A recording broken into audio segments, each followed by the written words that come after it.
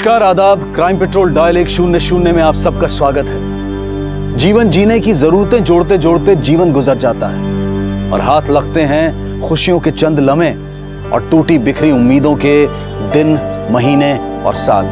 इंसान जो चाहता है वो हर बार उसे नहीं मिलता और जो उसे मिलता है वो कई बार उसे पसंद नहीं आता।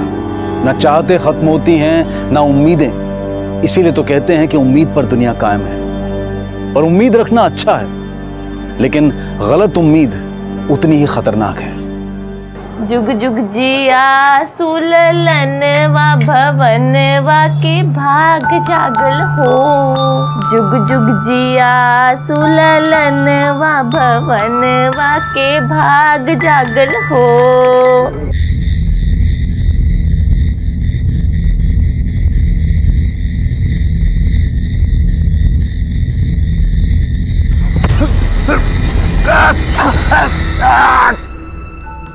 जुग जुग जिया सुललनवा लो दुदू आ गया।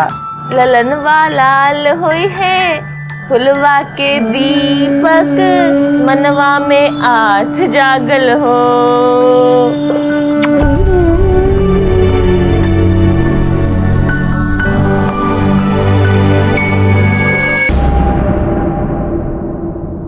जीवन चुनौतियों से भरा है।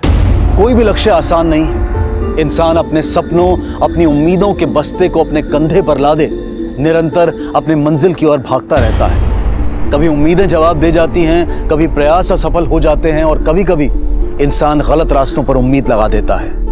खतरनाक, अनैतिक और जुर्म के शॉर्टकट पर निकल पड़ता है। ऐसे में उम्मीद का कंधों से सरक जाना, अधर में झूल जाना आश्चर्य की बात नहीं है।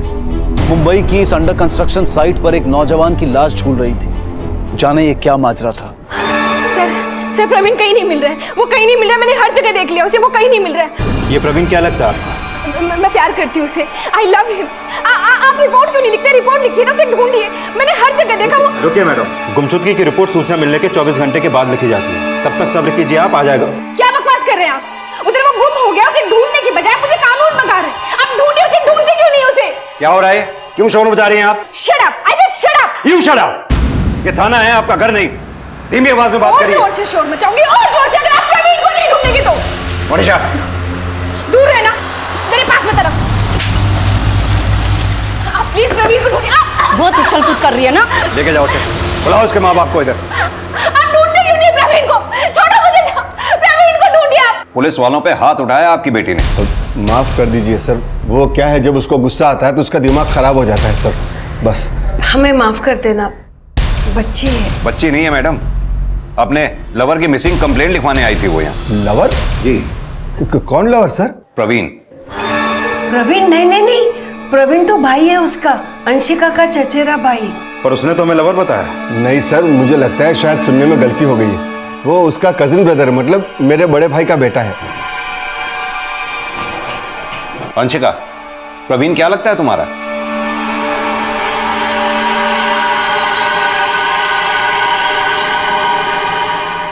भाई। लेकिन तुमने तो कहा था तुम उससे प्यार करती हो। सर वो भाई को भी तो प्यार ही करते हैं ना।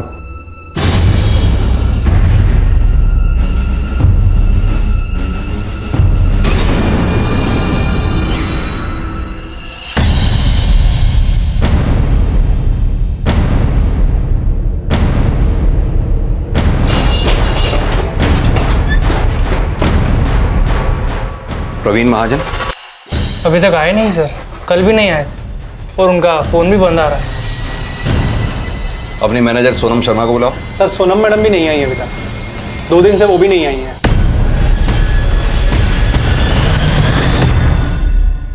सर मैंने प्रवीण के घर भी पता किया, 2 दिन से वो वहां भी नहीं लौटा है। ये आपकी मैनेजर सोनम शर्मा कहाँ रहती है? इधर पास ही में, शक्ति नगर। एड्रेस दीजिए।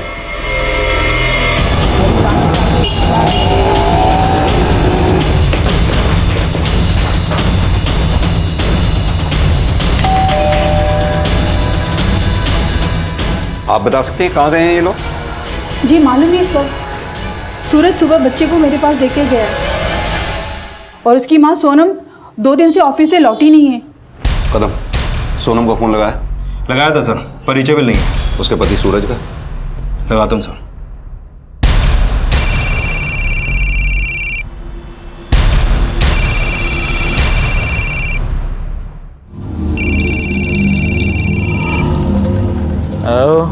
सूरज शर्मा। अब सूरज शर्मा को फोन किया है तो सूरज ही बोलेगा ना। कहाँ हो तुम? हम कहीं भी हो, तुम कौन होते पूछने वाले? सब इंस्पेक्टर गोविंद कदम। कहाँ है तू? अरे साहब मैं तो यहीं पर हूँ साहब। अरे भाई सही से पकड़, कंधे से हाथ निकल जाएगा मेरा। बीवी कहाँ है तेरी? क्या मालूम साहब। कब से लापता है? नहीं साहब, मेरी बीवी लापता नहीं हो सकती। वो तो हर वक्त काम काम काम, दिन में काम, रात में काम। साहब उसको फुर्सत ही नहीं लापता होने की। शिंदे, घर छोड़ के आओ उसको। अरे चलिए आप लोग, चलिए जाइए। चलिए अपने अपने घर जाइए। सर अभी तो ये कुछ भी बोलने लायक नहीं है। कदम, एक बात समझ में नहीं आई। प्रवीण और सोनम दोनों ही गायब हैं, एक साथ एक ही दिन। इन दोनों के बीच कोई ना कोई कनेक्शन हो सकता है। ये प्रवीण और सोनम के दोनों के कॉल रिकॉर्ड्स निकलवाओ।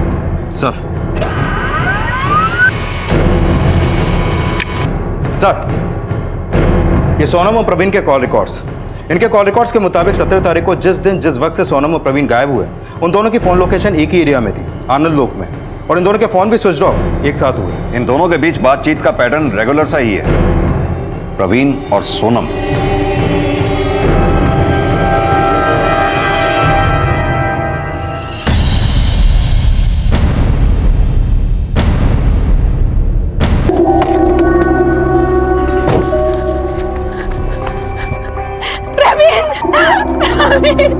छुइए मत, छुइए मत, प्लीज लेके जाओ।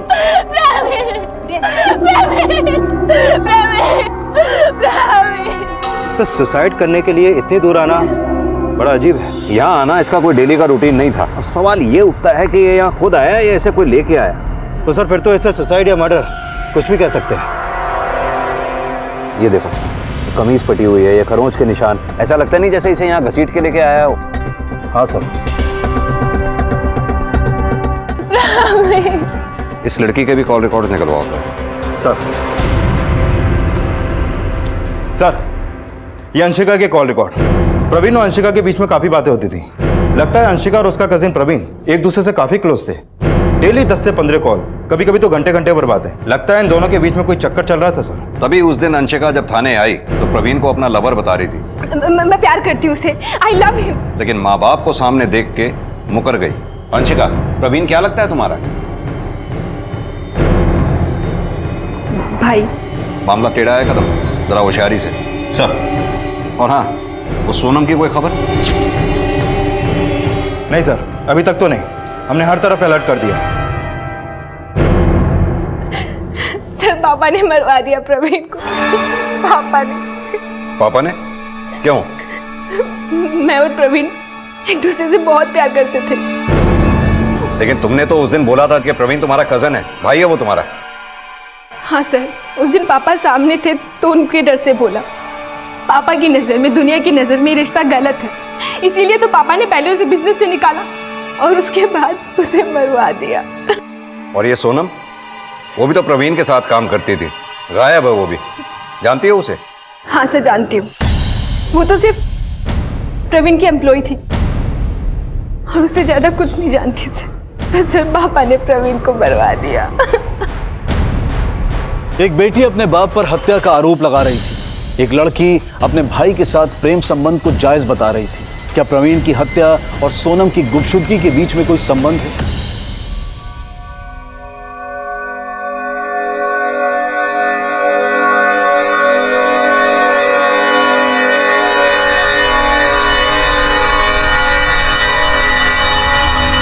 जी बिल्कुल नाराज थे सर।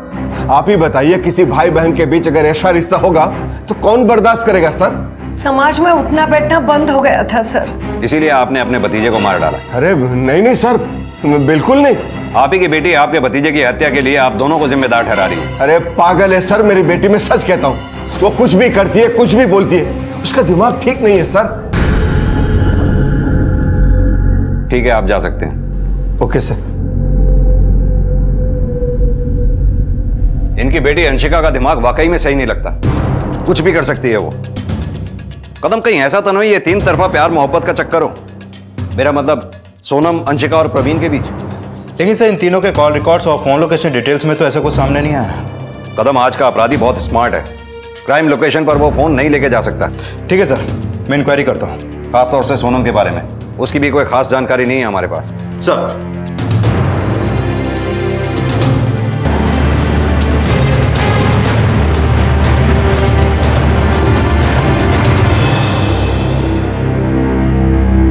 सर काम में तो बहुत सही है सोनम मैडम, अपने प्रवीण सर का सारा बिजनेस संभाला हुआ है उन्होंने। उन दोनों के बीच कोई खास रिश्ता? नहीं सर, खास तो कुछ नहीं, बस काम का ही रिश्ता है समझ लीजिए। कोई लड़ाई झगड़ा हुआ तो उन दोनों के बीच? नहीं सर, कभी झगड़ते नहीं देखा उन दोनों को। साहब पानी।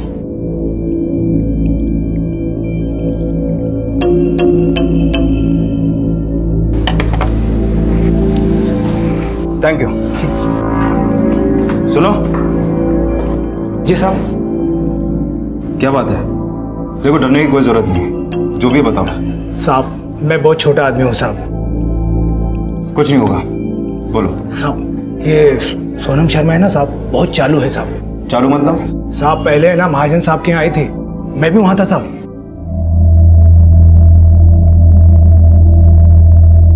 साहब ये मोती, मनके, लच्छे, पायल हम सब बनाए अपने गांव में, आप एक बार देख लीजिए ना। देखो ये यहाँ पे खरीदी नहीं होती है, फैक्ट्री है हमारी, बहुत कुछ बनता है वहाँ पे।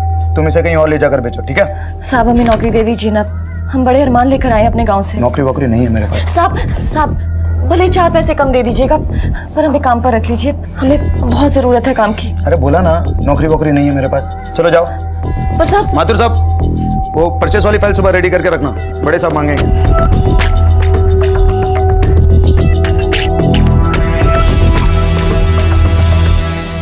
साहब सुनिए। अरे तुझे तो जाने को बोला था ना मैंने। साहब हमें नौकरी पर रख लीजिए ना, आप जो भी कहेंगे। अच्छा चल आजा, बात करते हैं, बैठ गाड़ी में। साहब आपके घर में काम पर लग गई, वो बड़ी चालू है साहब। ठीक है तुम जाओ। जी साहब।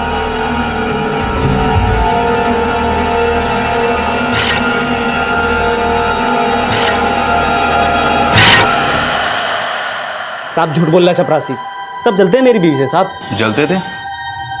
क्यों जलते हैं? सब गांव की लड़की 10वीं पास, इतनी जल्दी तरक्की जो करने लगी। मतलब वो जो बोल रहा है वो सही नहीं है? साहब सब बकवास है साहब, मैं ठहरा बेवड़ा आदमी, महीने के 2000 रुपये कमाता हूँ, वो भी दारू पे उड़ा देता हूँ साहब। ये जो घर है ना सोनम का खरीदा हुआ है साहब, ये सोफा, ये टीवी, अंदर फ्रिज साहब सोनम ने खरीदा है साहब, ये घर ही उसके पैसों से चलता है। अच्छा वो सब तो ठीक है, ये बता वो तेरे को छोड़ के क्यों गई? साहब वो मुझे छोड़कर कहीं नहीं जा सकती साहब, वो तो मुझ पे जान देती है।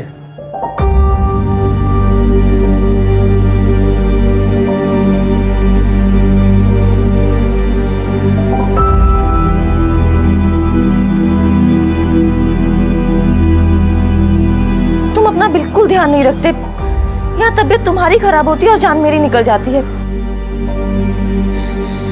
सूरज उठो।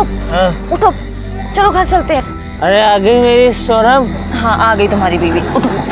मेरी जानी आ गई सोनम। बैठ जाओ। ये देख दारू पी के रोज का है। आज तक इसमें मुंह तोड़ दूंगा तेरा। छोड़ो उन्हें, बीवी है मेरी, संभाल के। हाँ पकड़ लो मुझे, पकड़ो। हाँ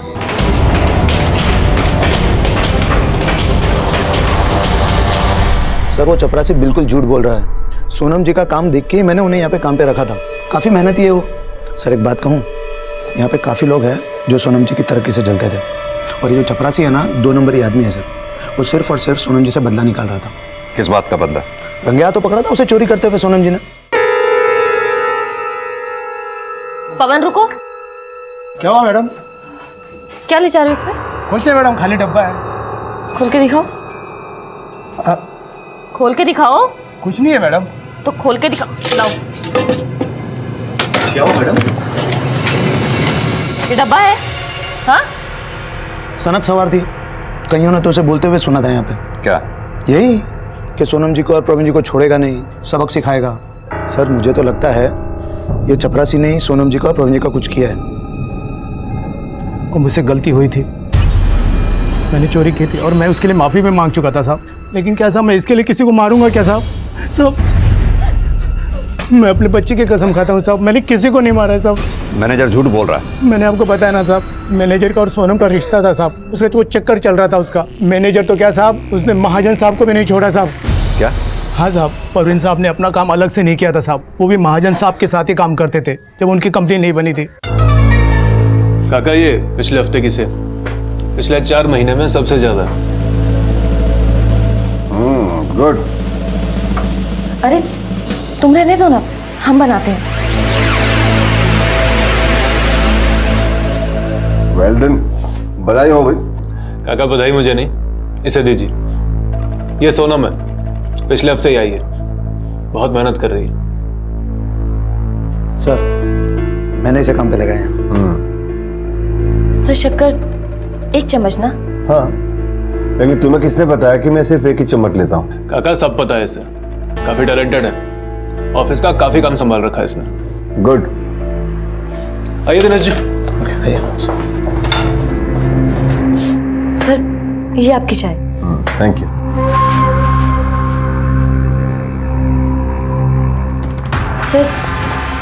सर ये मैंने कुछ डिजाइन तैयार किए हैं, आप एक बार देख लेते तो। ये झुमके हैं, और सर ये कड़े, और सर ये नेकलेस देखिए ना, इसमें कितनी बारीक कारीगरी करी है।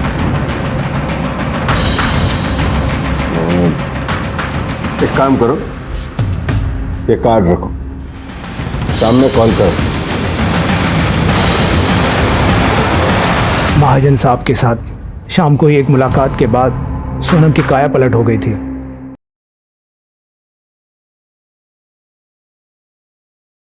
दिनेश जी, वो बिक्री वाली फाइल मेरे कैबिन में लेके आइए।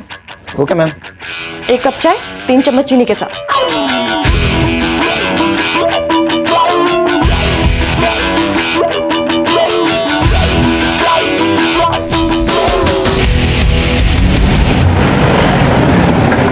बकवास कर रहा है सर ये चपरासी, उसका दिमाग खराब हो गया। मेरे और सोनम के बीच में ऐसा कुछ नहीं है सर। लेकिन आपके चपरासी ने तो पूरी डिटेल कहानियां बना रहा है सर, और क्यों ना बनाए।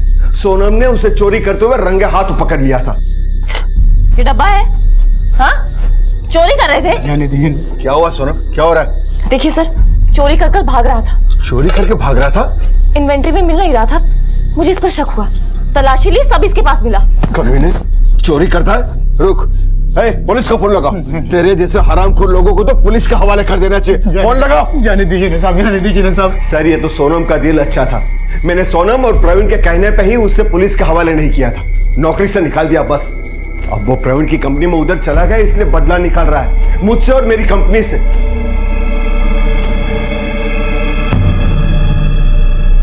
किसी भी इंसान को समझ पाना आसान नहीं है, लेकिन किसी व्यक्ति के बारे में एक नजरिया कायम कर लेना भी गलत है। सूरज के लिए सोनम एक आदर्श बीवी, एक प्रोफेशनल और उसकी जिंदगी का एक इंपॉर्टेंट हिस्सा थी। लेकिन सोनम के दायरे में ऐसे कई लोग थे जो उसके बारे में बिल्कुल उलट राय रखते थे। एक औरत जो एक नहीं कई मर्दों के साथ नाजायज संबंध बनाए हुए थी। एक लड़की जो अपनी महत्वाकांक्षा के लिए हर मर्यादा को पार कर सकती थी।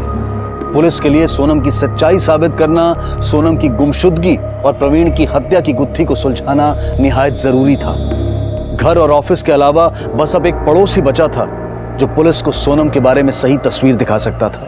पुलिस ने सोनम के पड़ोस में लोगों से बात की तो ज्यादातर का कहना था कि सूरज भले ही शराबी था, जो कमाता था दारू में उड़ा देता था, पर वो अपनी बीवी सोनम से बहुत प्यार करता था और सोनम भी अपने शराबी पति की बहुत सेवा करती थी, उससे बेइंतहा प्यार करती थी। पुलिस ने सोनम और प्रवीण के सभी बैंक अकाउंट्स और ट्रांजैक्शंस की डिटेल में तहकीकात की। होटलों में ठहरना, खाना पीना, खर्चे सभी चेक किए गए, लेकिन इनमें से किसी से भी इस बात का कोई सुराग नहीं मिला कि सोनम का प्रवीण के साथ या फिर किसी और के साथ कोई अफेयर चल रहा हो। यह केस पुलिस के लिए एक पहेली की शक्ल अख्तियार करता जा रहा था। क्या प्यून दिनेश सरासर झूठ बोल रहा था, और अगर हाँ तो क्यों? किसने मारा था प्रवीण को, और इस वक्त सोनम कहाँ है?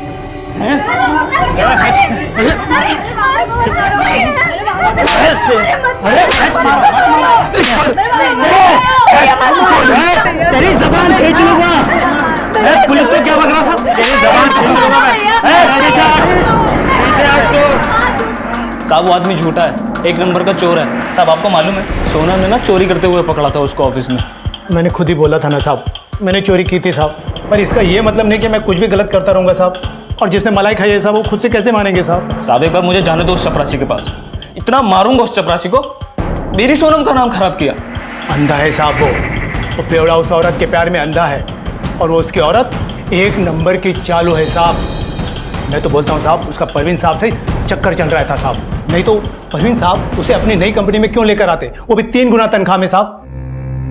सोनम तुम मेरे साथ चलो, मेरे लिए काम करो, अपनी खुद की कंपनी डालूंगा मैं। क्या बकवास करते हो प्रवीण? ये मेरी कंपनी की एम्प्लॉई है। ओके एम्प्लॉई है मगर अब नहीं रहेगी। तुम चलो, यहां से 3 गुना ज्यादा तनख्वाह दूंगा तुम्हें। नहीं सोनम। सोनम बोलो।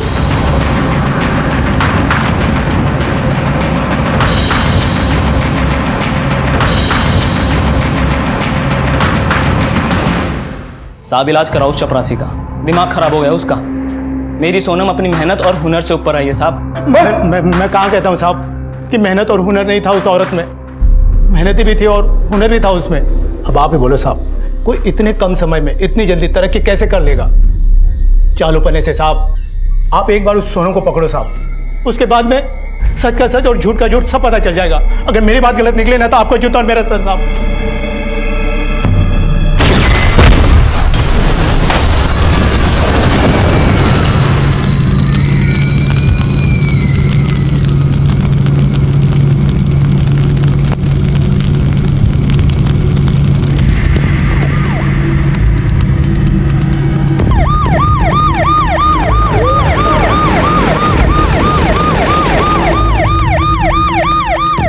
सिलेंडर ब्लास्ट हुआ है, 5 लोगों की मौत हुई है, 2 आदमी 2 औरतें और एक बच्चा, और 8 लोग घायल हैं।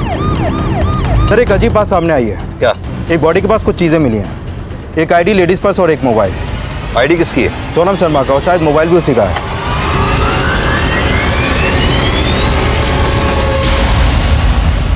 बस्ती में आग, आग में झुलसी औरत की एक लाश, और लाश के पास सोनम के नाम का आइडेंटिटी कार्ड, मोबाइल और कुछ सामान। ये सब पुलिस को कुछ अजीब उलझन में डाल गया। प्रवीण की हत्या की पहेली अब भी अनसुलझी थी। पुलिस को शक था कि प्रवीण का संबंध सिर्फ अंशिका से ही नहीं, शायद सोनम के साथ भी था। सोनम और अंशिका अब दोनों उसकी हत्या के आरोपी थे। लेकिन पुलिस को सोनम की लाश मिल गई थी, यानी कि शक की सुई पूरी तरह से अंशिका पर आकर रुक गई थी, और सोनम के नाजायज संबंधों के हवाले ने सोनम के पति सूरज को भी शक के दायरे में लाकर खड़ा कर दिया था। खुशी बेटा, खुशी बेटा दूध पी ले बेटा। बेटा मानते तुम्हारी नजर अम्मा को ढूंढ रही है, हम पियक्कड़ हैं बेटा, बेवड़े हैं, पर बेटा ये सब दूध पी ले बेटा, तबीयत खराब हो जाएगी वरना बेटा। बेटा दूध पी ले बेटा, थोड़ा सा दूध पी ले बेटा। अच्छा बेटा, आ रही अम्मा, आ रही है, आ रही है, आ रही अम्मा, आ रही बेटा, ले ले ले। अच्छा बेटा। नमस्ते साहब। नमस्ते साहब, इसकी माँ मिली क्या साहब? एक लाश मिली है सूरज, तुम्हें हमारे साथ चलना होगा उसकी पहचान करने के लिए। लाश? हाँ। नहीं साहब, वो मेरी बीवी नहीं हो सकती, वो कोई और होगी साहब। अब एक बार ध्यान से देखो। लेकिन पहचान करने के लिए तो चलना पड़ेगा ना साहब। मेरी बीवी मर नहीं सकती साहब, नहीं वो नहीं मर सकती। अरे सूरज, आप जाओ साहब, आप जाओ, पड़ेगा। अब जाओ।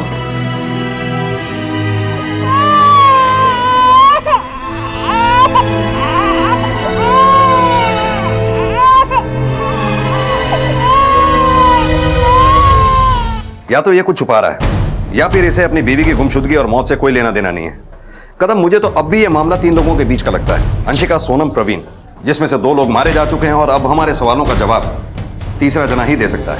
यानी अंशिका महाजन?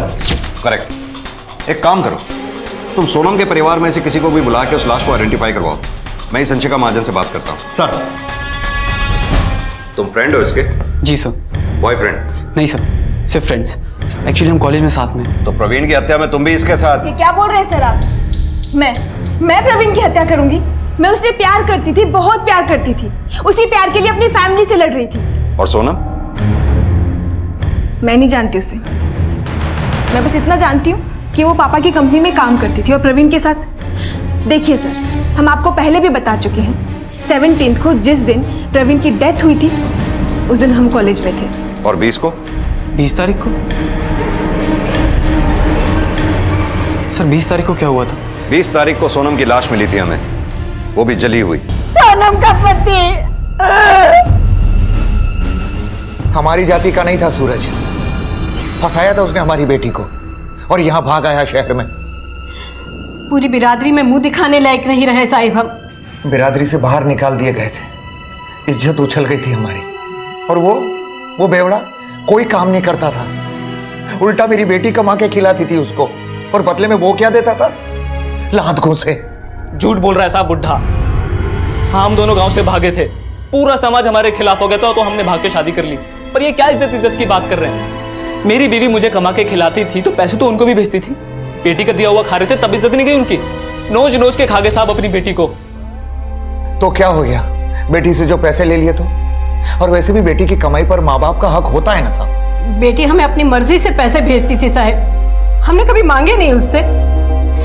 और यही बात सूरज को खटकती थी, और इस वजह से मारता था हमारी बेटी सोनम को वो। और आखिर मार ही दिया उसने उसे साहब। ठेके पे पड़ा रहता है दिन भर, पर बीवी पर हाथ नहीं उठाया उसने कभी। सोनम के माँ बाप तो जब गांव से आते सूरज को जलील नहीं करते रहते थे। सूरज ने कभी पलट के सोनम के माँ बाप को जवाब नहीं दिया, सिर्फ इसलिए कि वो अपनी बीवी की बहुत इज्जत करता था। साहब अगर मैं उसके परिवार से इतनी नफरत करता तो उसकी छोटी बहन और उसके पति को मैं यहाँ आने देता? उसके पति को नौकरी दिलवाने में मदद करता साहब क्या मैं? उसकी बहन भी इधर ही रहती है? हाँ साहब, उसकी छोटी बहन सीमा और उसका पति सुनील। बड़ी बहन की मौत हो गई और अब तक सामने नहीं आए वो लोग। कहाँ रहते वो?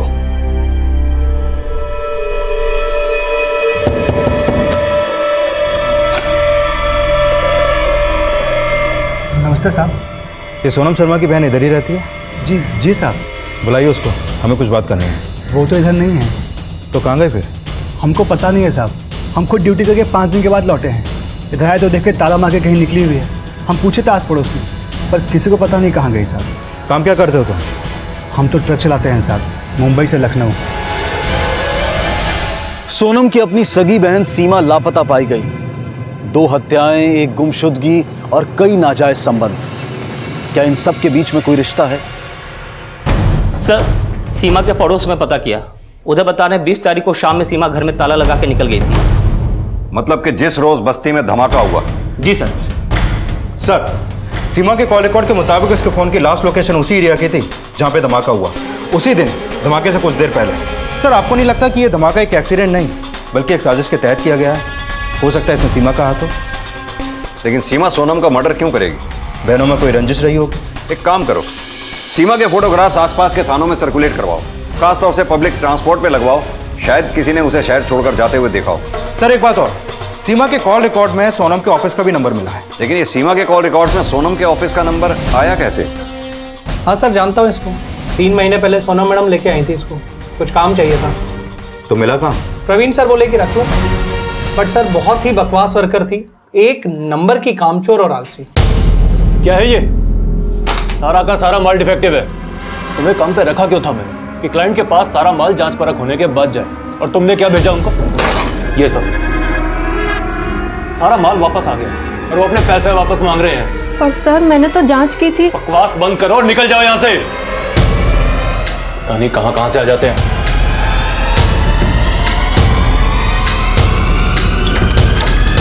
हाँ साहब, सीमा बहुत नाराज थी सोनम से। वो प्रवीण साहब के सामने सीमा का साथ नहीं दिया ना सोनम ने। तो तू मुझ पे क्यों भड़क रही है? मैंने क्या किया?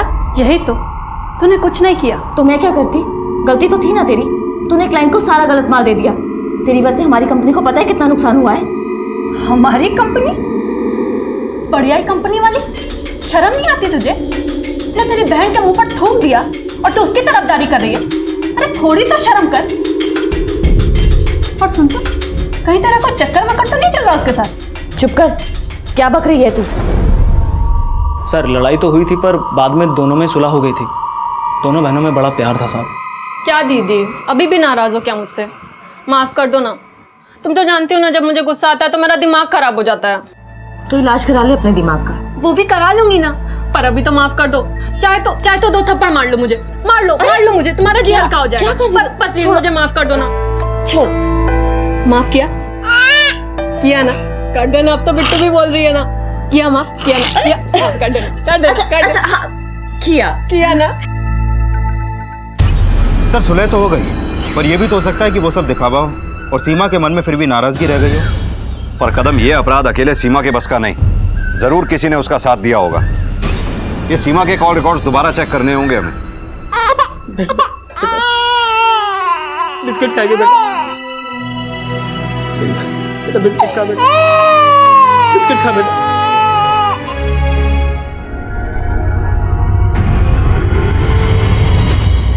सर सीमा के कॉल रिकॉर्ड से तो लगता है कि वो किसी डॉक्टर मधु कुमारी के पास जाया करती थी। ये सीमा किस बीमारी का इलाज करवा रही थी आपसे? वो एक्चुअली डोमेस्टिक अब्यूज का केस था, पति मारता था उसको। तो फिर आपके पास क्यों? चोटें आ जाती थी उसके शरीर पर, बहुत बेरहमी से मारता था उसका पति। 2 बार तो आंखें फूटते फूटते बची हैं सीमा की, और सिगरेट से सारा बदन दाग दिया था, पीठ पे जलने के निशान थे उसके। सीमा की डॉक्टर ने सीमा पर हो रहे डोमेस्टिक वायलेंस के बारे में पुलिस को खबर करना तक जरूरी नहीं समझा, और उसकी यही छोटी सी गलती एक बड़ी दुर्घटना का कारण बन गई।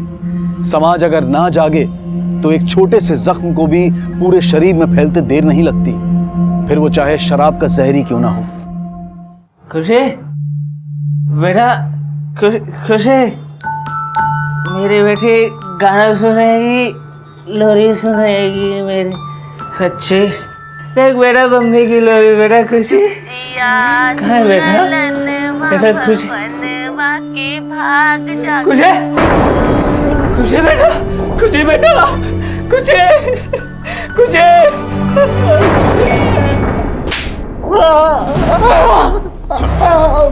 बताते साहब। हाँ साहब, हम सीमा को मारते थे साहब। और बाद में फिर सीमा को मार ही दिया है ना? नहीं साहब, हम नहीं मारे सीमा को। जान तो फिर कहाँ है सीमा? मालूम नहीं है साहब। तूने ही सीमा को मारा और बाद में प्रवीण और सोनम को भी। हम किसी को नहीं मारे हैं, और उस प्रवीण को क्यों मारेंगे साहब? हम तो उसको जानते भी नहीं थे साहब। साहब हत्या हुई है हमसे, हत्या की हमने साहब। हम अपनी बीवी के लायक भी नहीं है साहब, तभी तो वो हर मर्द के साथ सोती थी।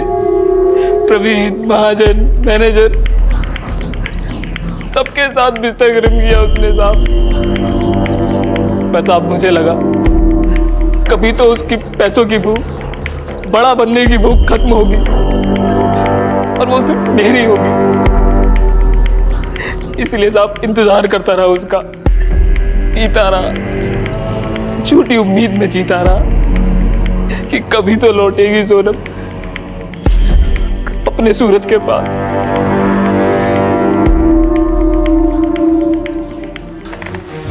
सर सीमा का मोबाइल एक्टिव हो गया है। Location Parkavi hotel, Shankar road.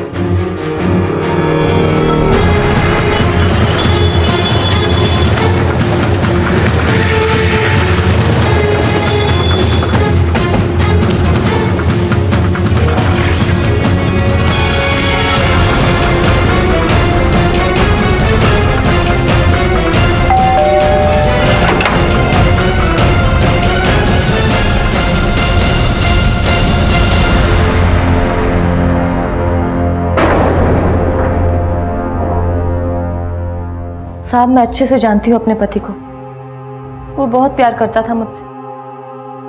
बेचारा मेरी वजह से इतने दुख सह रहा था, लेकिन मुझे जिंदगी से और भी बहुत कुछ चाहिए था जो मेरा पति मुझे कभी नहीं दे सकता। फिर भी तो हमें अलग होना पड़ता ना, कब तक मैं उसका बोझ उठाती। अपनी बहन सीमा को तुम्ही ने गांव से बुलाया था ना? हाँ साहब, मैं नहीं बुलाया था। उधर गांव में दोनों की हालत बहुत खराब थी। यहाँ मैंने उसके पति को नौकरी पर लगवा दिया, लेकिन उसने मेरी बहन की जिंदगी नर्क बना दी थी। उसे हर छोटी बड़ी बात पर मारता था। वो बेचारी डॉक्टर के पास जाकर पट्टी कराती, फिर मुझे फोन करके फूट फूट कर रोती थी। बहुत शक्की है सुनील, सीमा उस जिंदगी से बाहर निकल जाना चाहती थी। और फिर उस रोज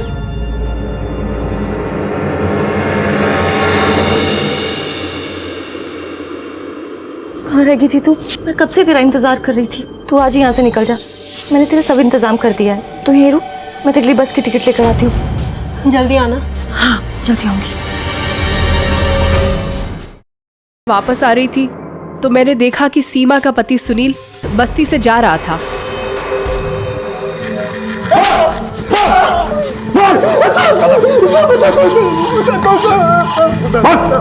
बताते हैं साहब। साहब सीमा कहीं भागने का प्लान बना रही थी साहब। हम खुद उसको फ़ोन पे बात करते हुए सुने थे। आ जाऊंगी मैं, ज़रूर आऊँगी। तंग आ गई हूँ मैं ज़िंदगी से। हमको लगा साहब सीमा अपने किसी आशिक से बात कर रही है। हम उसका पीछा किए साहब, तो देखे वो बस्ती में किसी झुग्गी के अंदर चली गई। हमको समझ नहीं आता साहब कि हम क्या करें।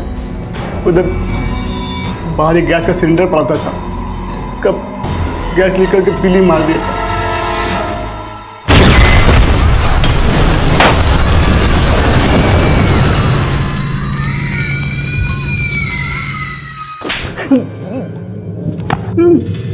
तेरे इस पागलपन की वजह से 8 लोग घायल हो गए, 5 लोगों की जानें गई। और तुझे पता है जिस परिवार की जान गई वो तेरे गांव का ही माधव परिवार था। मासूम बच्चे को मार डाला तूने। कदम, ये सीमा का पति सुनील इंसान नहीं, राक्षस है, राक्षस। हाँ सर, असली राक्षस। पर सर अगर सीमा को इसने मारा तो प्रवीण को किसने मारा? अब इस सवाल का जवाब तो सिर्फ एक ही इंसान दे सकता है। तुम्हारा और प्रवीण का फोन एक साथ बंद हुआ, एक ही जगह पे, एक ही टाइम पे।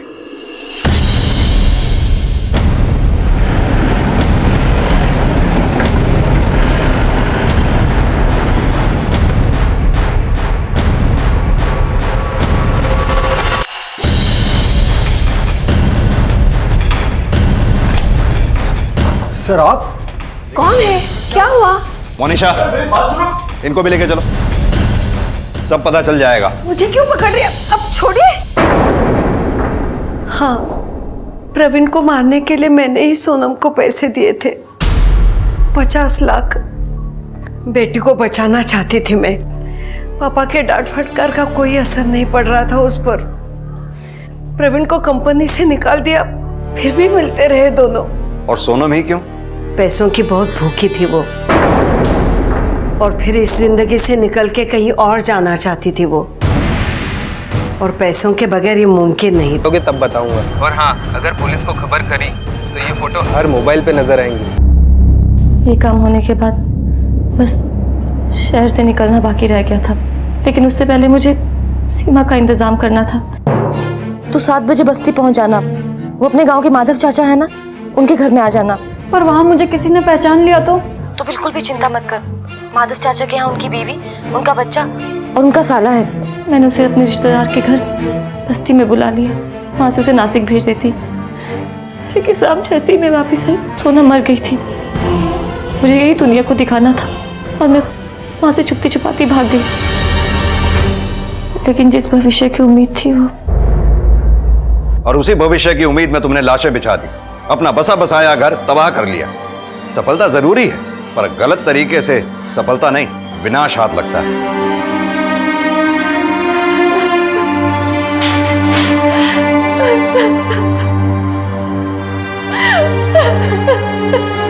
हर रिश्ता नियमों पर चलता है। अलग अलग रिश्तों के अलग अलग नियम होते हैं। कुछ नियम सामाजिक होते हैं, कुछ नेचुरल होते हैं। लेकिन नियमों से द्वंद्व, नियमों से खिलवाड़, नियमों का उल्लंघन दुख, विपदा और अपराध का कारण बन सकता है। और ऐसा ही कुछ हुआ था अंशिका और प्रवीण के जीवन में। वहीं दूसरी तरफ महत्वाकांक्षा और उम्मीद के घोड़े पर सवार सोनम नेक रास्ते को छोड़कर गलत रास्ते पर चल पड़ी। जीवन और उम्मीद का रिश्ता नेकी और मेहनत के नियमों पर टिका होता है। एक रिश्ते की मर्यादा का उल्लंघन और नतीजा मौत और बर्बादी। सोनम और उसके भाई विकास को आईपीसी की धारा 302 के तहत आजीवन कारावास की सजा सुनाई गई। इस पूरे प्रसंग में कई मासूम बेमौत मारे गए। बस्ती के उन 4 लोगों के परिवार और सूरज और सोनम की बिटिया का आखिर क्या दोष था? वैसे तो सूरज का भी कोई बहुत बड़ा दोष नहीं था। उसका दोष शायद सिर्फ यही था कि उसकी दुनिया उम्मीद पर कायम थी, पर उसकी गलत उम्मीद उसके विनाश का कारण बन गई। नमस्कार, आदाब। क्राइम पेट्रोल डायल 100 में आप सबका स्वागत है। माँ बाप के लिए उनके बच्चों की सुरक्षा ही उनकी सबसे बड़ी जिम्मेदारी बन जाती है। उनकी पैदाइश के साथ ही उनके भविष्य के लिए सपने सजाए जाते हैं। मेरा बेटा मेरा नाम रोशन करेगा। लेकिन जब वही बच्चे किसी खतरे में पड़ जाते हैं तो वो सपने धरे के धरे रह जाते हैं और उन बच्चों की सुरक्षा के अलावा उन्हें और कुछ नहीं सूझता।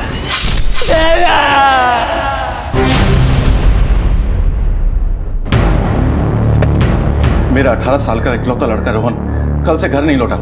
प्लीज इसको ढूंढ निकालिए। बेटी जी, इंस्पेक्टर साहब, मेरा बेटा रोहन बाजवा घर से कार लेके निकला था ट्यूशन के लिए। ना तो वो वहां पहुंचा, ना ही घर लौटा, और अब उसका फोन भी बंद है। किसी पे कोई शक? इंस्पेक्टर साहब, मेरी गारमेंट की फैक्ट्री, वाइन शॉप से रोहन मेरा इकलौता बेटा है। अब मैं किस किस पे शक करूं? अच्छा, कोई रैंसम कॉल आया या रोहन घर से कुछ लेके गया हो, पैसे, जेवर या कुछ और? नहीं नहीं, मेरा बेटा तो एटीएम कार्ड भी इस्तेमाल नहीं करता, और जब उसको पैसे की जरूरत होती थी तो वो मुझसे मांग लेता था। अच्छा, रोहन की किसी से कोई दुश्मनी थी या कोई चक्कर? मेरा बेटा ऐसा नहीं है, उसका किसी के साथ कोई चक्कर नहीं है। हाँ, बस एक खराबी है, उसकी दोस्ती खराब लोगों से। किससे दोस्ती थी? उसके भिखारी दोस्त चंदन और अमृता। आखिरी बार कब देखा था आपने उनको? कल 1 बजे जब वो ट्यूशन जा रहा था।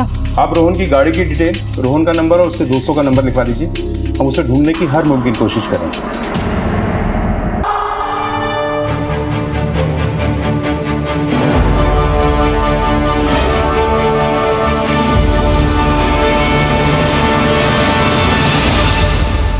सर, कल से हमारी छोटी बहन अमृता घर नहीं लौटी है। पता नहीं कहाँ होगी, किस हाल में होगी।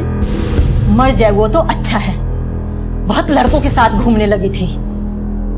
अच्छा हुआ भाग गई, मेरे सर से बोझ हल्का हुआ। रोज रोज मुंह काला करवाने से अच्छा है एक दिन काली पोत के चली गई। उसका अफेयर था क्या चंदन या रोहन में से किसी के साथ? चाहे रोहन के साथ चक्कर हो या फिर चंदन के साथ या फिर दोनों के साथ, कोई फर्क नहीं पड़ता। मेरे लिए वो मर चुकी है। भगवान के लिए बस कर माँ, ऐसा मत बोल। छोटी बहन है वो हमारी, बस थोड़ी चंचल है वो। अमृता, माँ बहुत गुस्सा हो रही थी। तेरा यूं रोज रोज लड़कों के साथ घूमना ना उनको बिल्कुल नहीं पसंद है। माँ का बस चले ना तो मुझे खूंटे से ही बांध के रख। मैं ना आसमान में उड़ना चाहती हूँ, सब कुछ पाना चाहती हूँ। और देखना, एक दिन माँ खुद कही थी, अमृता तेरे साथ ऐसा होगा, मैंने तो कभी सोचा ही नहीं। आखिरी बार आप लोगों ने अमृता को कब देखा था? सर, कल दिन को 2 बजे, जब वो ट्यूशन के लिए जा रही थी। आप लोग सब साथ में ही रहते हैं? नहीं सर, मैं अपने ससुराल में रहती हूँ। बस कुछ दिनों के लिए मैं मायके आई हूँ, और सुनीता की शादी भी होने को है। सर, मैं आपसे हाथ जोड़ते हमारी छोटी बहन को ढूंढ के ले आइए।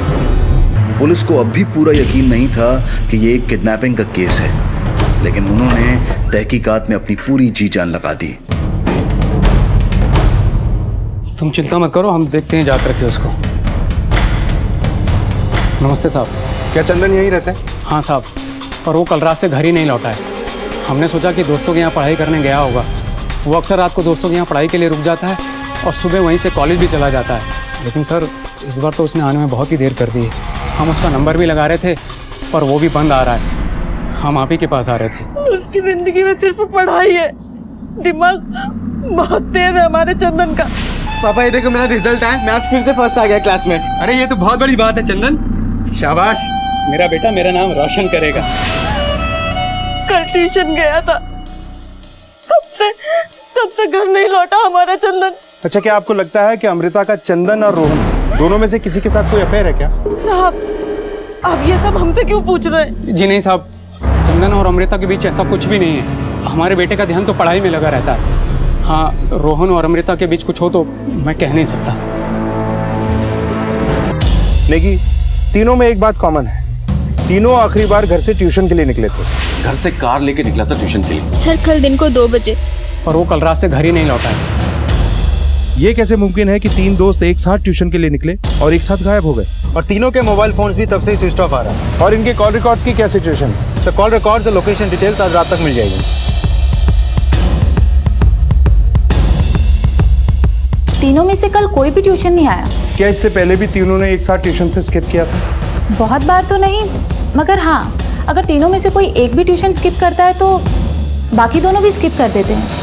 भले ही वो लोग अलग अलग कॉलेज के थे, लेकिन तीनों बहुत पक्के दोस्त हैं। क्या अमृता का चंदन या रोहन किसी के साथ अफेयर चल रहा था? मेरे हिसाब से तो वो तीनों बहुत अच्छे दोस्त थे, और अमृता का बिहेवियर चंदन और रोहन के साथ एक जैसा ही था।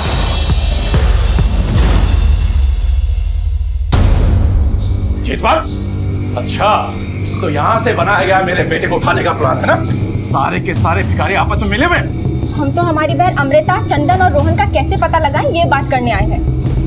साहब को जितना भी दूध पिलाओ, पालो, दस्ता नहीं छोड़ता वो। ये चाल थी नहीं सब। ये हमारी कोई चाल नहीं है, सब किया धरा तुम्हारा ही है।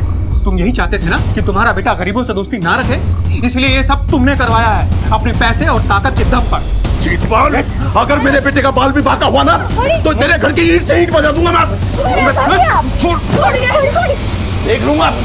देख लूंगा तुझे मैं।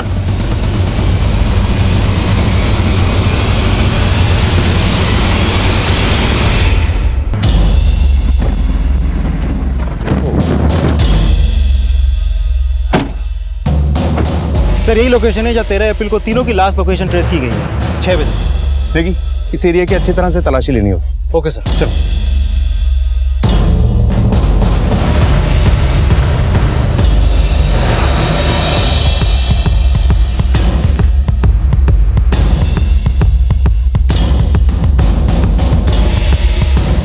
सर यहाँ गाड़ी है।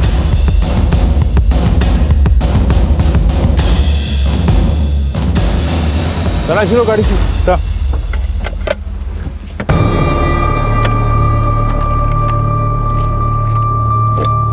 देखिए कुछ मिला? नहीं सर, गाड़ी के अंदर बैग छोड़ के और कुछ नहीं मिला, और ना ही यहाँ किसी के साथ कोई जबरदस्ती होने का सुराग दिखाई दे रहा है। देखिए ऐसा हो सकता है कि तीनों कार को यहाँ छोड़कर कहीं भाग गए हों, या फिर उनके साथ कोई हादसा हो गया, या फिर ये भी हो सकता है कि किडनैपर ने तीनों को यहाँ से गायब किया, गाड़ी को यहाँ छुपाया और उनको ले उड़ा। सर कॉल डिटेल से भी तो हमें कुछ नहीं मिला। ऐसा भी हो सकता है कि उस दिन इन तीनों के साथ कोई और भी था। तीनों की फोटो आसपास के इलाके में दिखा के पूछताछ करो। Okay sir. Sir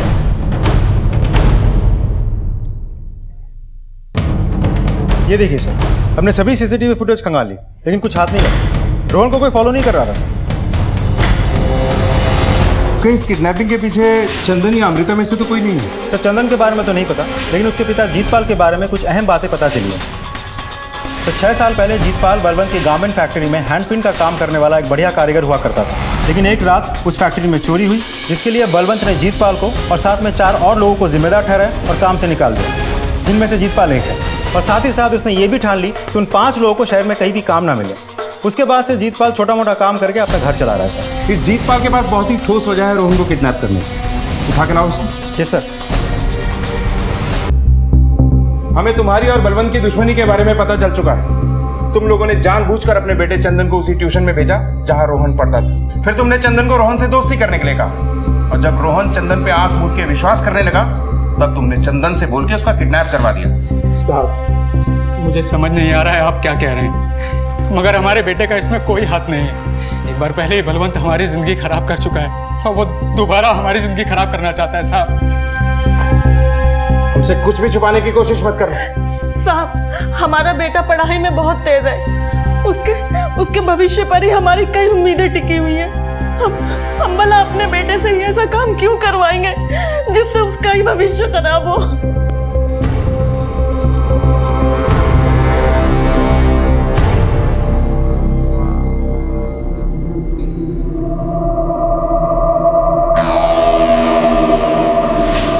good morning पापा। Good morning Rohan. क्या कर रहे हो? बेटा बस वही रोज की टाई। पापा कब सीखोगे? छोड़ो।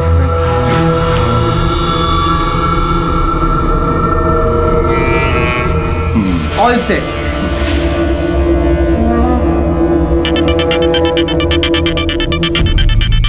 रोहन, रोहन बेटा, बेटा तू कहाँ चला गया? देख कल से घर वाले सारे परेशान हैं। हेलो अंकल, पहचाना? चंदन बोल रहा हूँ। अब रोहन परलोक जाएगा। अगर कल सुबह 9 बजे आप हनुमान मंदिर के पास 25 लाख का बैग लेकर नहीं आए तो। सांप की औलाद, सफोले! देख मुझे मेरा बेटा सही सलामत चाहिए, बोल रहा मैं तुझे। देख मैं कल तक तेरा सारा पैसा दे दूंगा, मुझे मेरा बेटा सही सलामत चाहिए, समझ गया ना तू? चंदन, चंदन!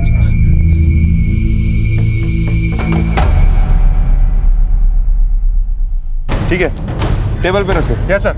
सर रोहन का फोन कुछ देर पहले एक्टिव हुआ था और उससे बलवंत बाजवा को कॉल किया गया। लोकेशन भी ट्रेस हो गई है। तुम लोकेशन पे पहुंचो, मैं बलवंत के घर पहुंचता हूं। सर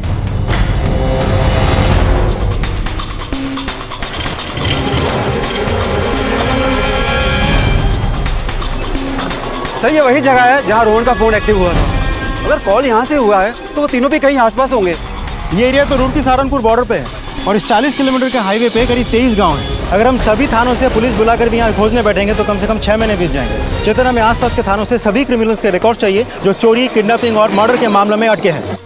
पुलिस ने रोहन, चंदन और अमृता की तस्वीरें लोगों को दिखाकर अपनी पूछताछ को और तेज कर दिया था। ये सब सुनने के बाद मैं तुम्हारे मुंह से सिर्फ सच सुनना चाहता हूँ। हेलो अंकल, पहचाना? चंदन बोल रहा हूँ। रोहन अब परलोक जाएगा अगर आप कल सुबह 9 बजे हनुमान मंदिर के पास 25 लाख रुपया लेकर नहीं पहुंचे तो। अब चुपचाप अपनी जुबान खोलो और सच सच बताओ रोहन को कहाँ छुपा कर रखा है। साहब, हमें कुछ भी नहीं पता और मैं यकीन के साथ कह सकता हूँ कि चंदन से ये सब कुछ बुलवाया गया है। साहब, हम तो सीधे साधे मेहनत कश लोग हैं, हम ये अपहरण जैसा काम क्यों करेंगे साहब? साहब, मेरा बेटा कभी ऐसा काम कर ही नहीं सकता, वो भी जरूर किसी मुश्किल में होगा, उसे बचा लीजिए। तुझे कितनी बार कहा था कि चंदन को बोल उस रोहन से दूर रहे, पर तू समझा नहीं पाई। अब भुगत। साहब, इस बलवंत के परिवार को जानने की हमको हर बार कीमत चुकानी पड़ी है। अगर इस सब में तुम्हारा हाथ निकला ना तो उसकी कीमत तो तुम्हें चुकानी ही पड़ेगी।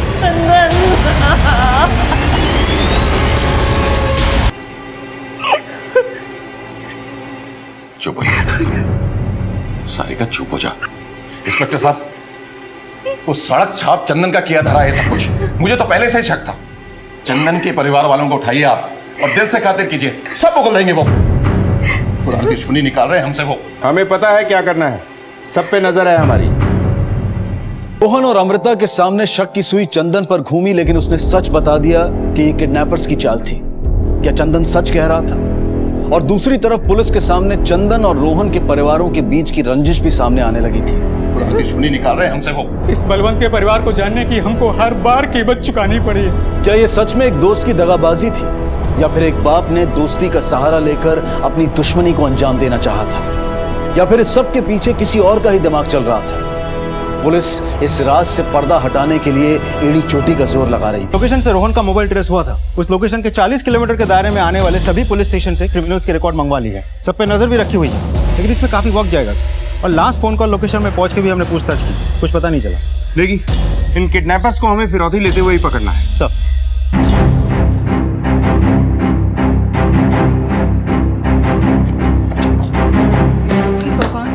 मेरे रोहन की रक्षा करो। तो टेंशन मत ले, अपना रोहन सही सलामत आएगा। चलता हूं।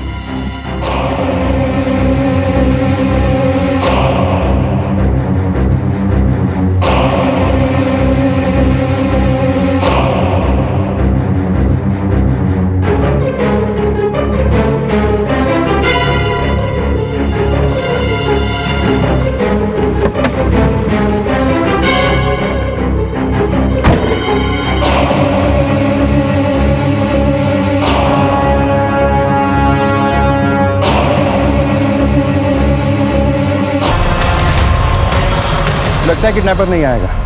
आसपास के पूरे एरिया में छानबीन तेज करो। ये किडनैपर बहुत ही शातिर आदमी है, या फिर चंदन और अमृता में से कोई एक है। आप लोगों की वजह से मैं अपने बेटे को छोड़ा नहीं पाया। उन्हें भनक लग गई थी पुलिस की। अगर मेरे बेटे को कुछ हुआ ना तो मैं आप लोगों को छोड़ूंगा नहीं।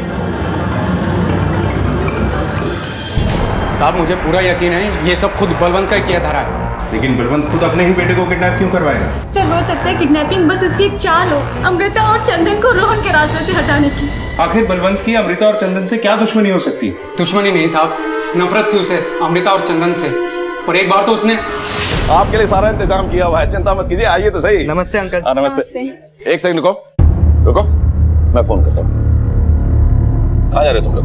अंकल, रोहन ने हमें बर्थडे में बुलाया। तुमसे ना मेरे नौकर भी अच्छे हैं। चलो निकलो यहाँ से, नहीं तो धक्के मार के बाहर निकाल दूंगा। अंकल, बस एक बार उसे विश कर दे और गिफ्ट्स दे दे, फिर हम चले जाएंगे।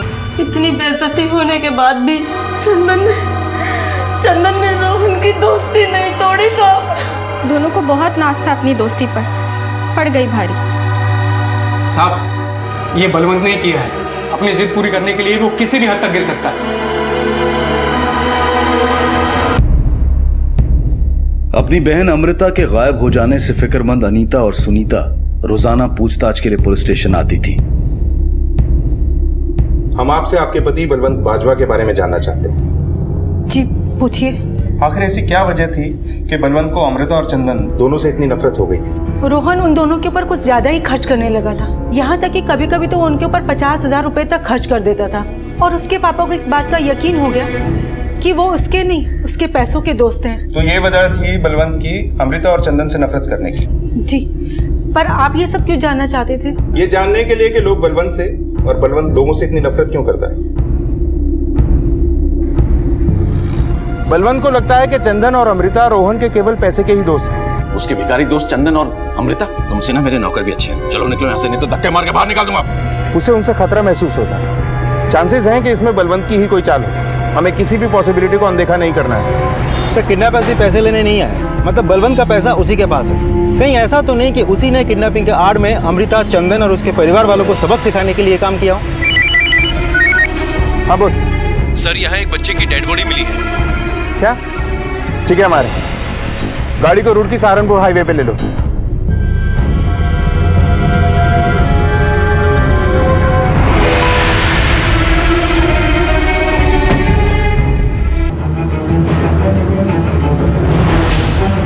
इसका मतलब वो लोग भी आसपास ही हैं। लेकिन सर इसे क्यों मार दिया? कहीं पैसे ना मिलने का गुस्सा इस पर तो नहीं उतारा? आसपास के पूरे एरिया में अच्छे से छानबीन करो और बॉडी को पोस्टमार्टम के लिए भेजो। Yes sir. अपहरण का साधारण सा दिखने वाला यह केस चंदन की मौत के साथ पुलिस के लिए एकदम संगीन हो गया था। क्या वाकई बलवंत बाजवा ने खेल खेला था? जो भी हो, चंदन को मारकर अपराधियों ने अपने खतरनाक इरादे साफ कर दिए थे। पेचीदगियां बढ़ती जा रही थी, लेकिन अब तक पुलिस के हाथ कोई ठोस सुराग और सबूत नहीं लगा था। और चंदन के माता पिता पर यह खबर एक बिजली बनकर टूटी थी। चंदन! चंदन! मेरा चंदन! चंदन! आखिर बलवंत ने बदला ले ही लिया और आप लोग उसका कुछ नहीं बिगाड़ सके, क्योंकि वो अमीर आदमी है, पैसे वाला, वो सब कुछ खरीद सकता है। पुलिस ने अब कमर कस ली थी। उन्होंने अपहरण और कत्ल जैसे संगीन अपराधों में संदिग्ध अपराधियों की बारीकी से छानबीन शुरू की। एक एक नाम को टटोला गया। रोहन, चंदन और अमृता की पूछताछ में भी तेजी लाई गई।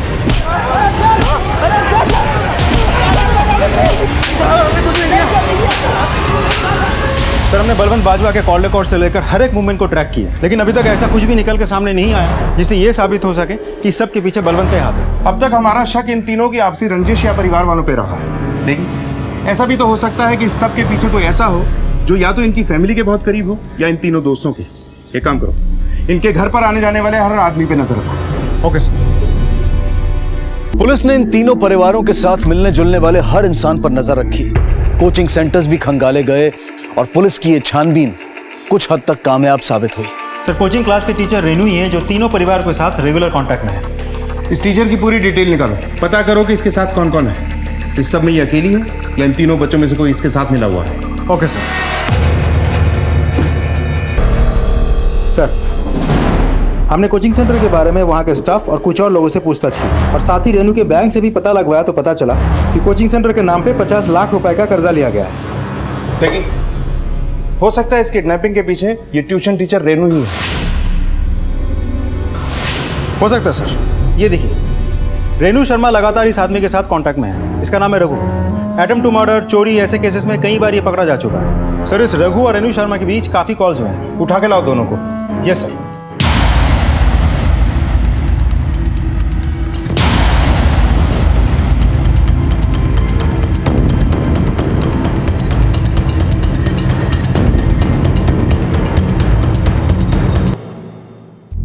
आप इस केस में इतना इंटरेस्ट क्यों नहीं रही है मैडम?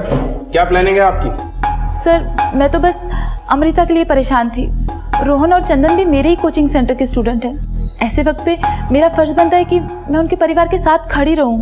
रघु को कैसे जानती हैं? रघु तो बरेली का बहुत बड़ा बिल्डर है और वो वहाँ पर एक नए कोचिंग सेंटर के लिए मेरी मदद भी कर रहा है। हम लोग एक दूसरे को चाहने भी लगे हैं।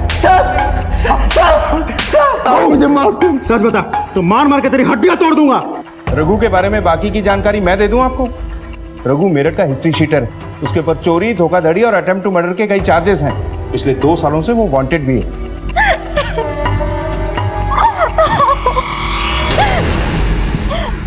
मैंने तो 50 लाख रुपए लोन लेकर उसे नए कोचिंग सेंटर के लिए भी दे दिए। वो सारे पैसे तो मैंने जुए में उड़ा दिए साहब। और साहब मैं सच कह रहा हूँ, मेरा इस किडनैपिंग से कुछ लेना देना नहीं है, कुछ लेना देना नहीं सर। सर ये मामला तो कुछ और ही है। किडनैपिंग के पीछे अगर ये नहीं है तो कौन हो सकता है? देखिए, रोहन, चंदन और अमृता तीनों के घर वालों पे कड़ी नजर रखो और इन सब के फोन भी ट्रेस करते रहो, खास तौर पे रोहन के घर का, क्योंकि किडनैपर दोबारा फोन जरूर करेगा। Okay sir.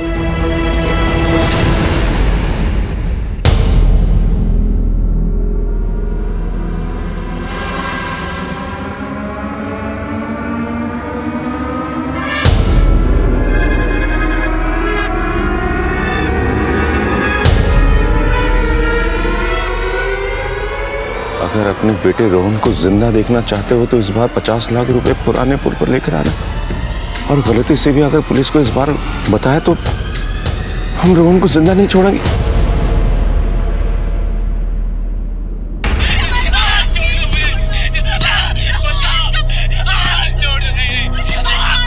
रोहन, मेरा बेटा, उसे बचा लीजिए प्लीज, उसे बचा लीजिए। आप सुनते क्यों नहीं है? रोहन को बचा लीजिए।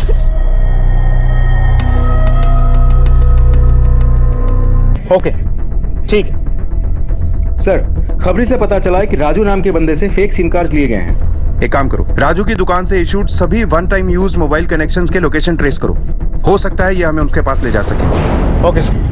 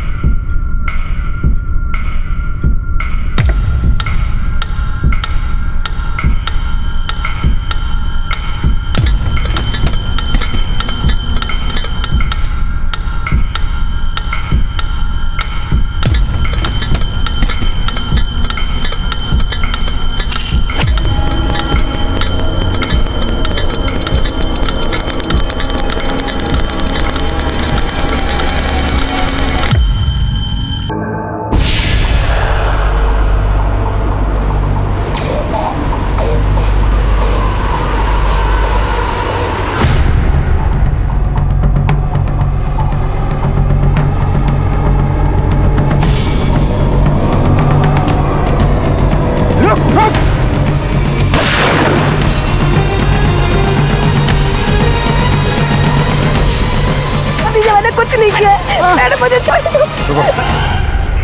घूंघट उठाओ इसका। साहब हमने कुछ नहीं किया साहब, हमने कुछ नहीं किया साहब। सीधे सीधे बोल दे, किसके कहने पे किया ये सब? साहब वो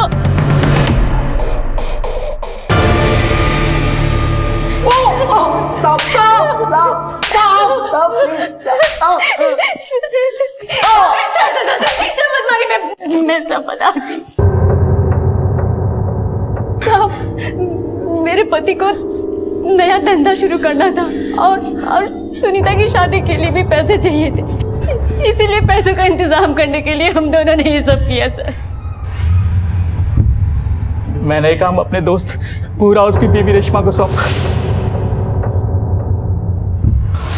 और बदले में 10 लाख रुपए देने का वादा किया। सर हमने अमृता को फोन पर बात करते हुए सुन लिया था कि वो ट्यूशन स्किप करके राजपुर वाली रोड पर जाने वाली है ड्राइव के लिए, और सर हमने ये खबर भूरा और रेशमा को बता दी जिन्होंने आगे का प्लान किया था। और सर अमृता ने रेशमा को एक बार देख लिया था, इसलिए वो उसे पहचान ना ले तो वो हमेशा घूंघट करके रखती थी। तुम लोगों के लालच ने 3-3 घरों में अंधेरा कर दिया। अब जेल की काल कोठरी के अंधेरों में बैठकर अपनी खुशियां ढूंढते रहना।